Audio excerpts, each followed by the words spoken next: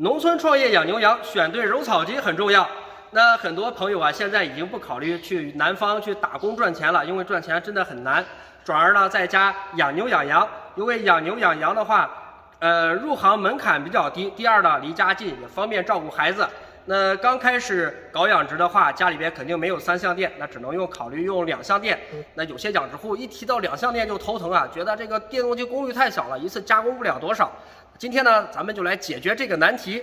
那我身边呢有一台4.8吨的全自动揉草机，您可以看一下这个机器有多大，是不是很长？这个整长度啊将近2米了。这个你看一下这个料斗，金属的链条输送带，镀锌版的，这料斗也比较大，咱们用来加工玉米秸秆、花生秧、红薯藤、小树枝都非常的方便。而且呢，这台机器呢也是帮我们河南许昌禹州的一位陈老哥安装调试好的设备。这陈老哥让我们帮他给测试一下机器。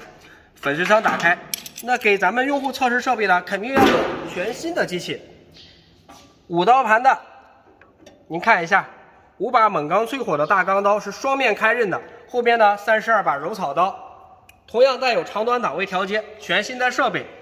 下边我们安装的就是220伏的4.5千瓦纯铜大马力电动机。那有些养殖户总觉得2相电电动机没劲儿，可能是2个原因。第一个，家里边电压不够；第二个，您买的电动机功率太小了。眼见为实。那下边呢，我们安装的有电动机。摄影师来这边，你看一下，等会儿咱们看一下实际的电压显示是多少。超过220伏，你在正常使用，这个电动机功率可大，你可千万别用插座，用漏电保护器或者空开。我们直接启动。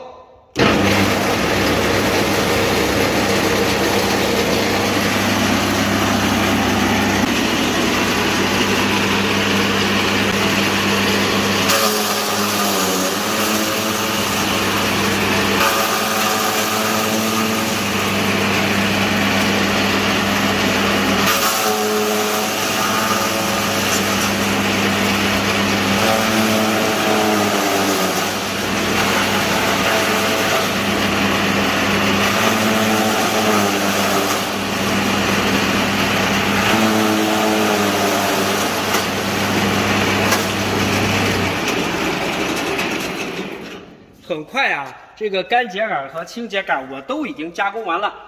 现在您再看看2相电的电动机，还觉得没劲儿吗？揉草的效果，您可以直接看一下。长视频呢，就是有这个好处，加工的什么草料，出料效果怎么样，一目了然，没有作假的空间。不用捧起来了吧？这个是叶子的部分啊，怎么样？是不是很细很均匀？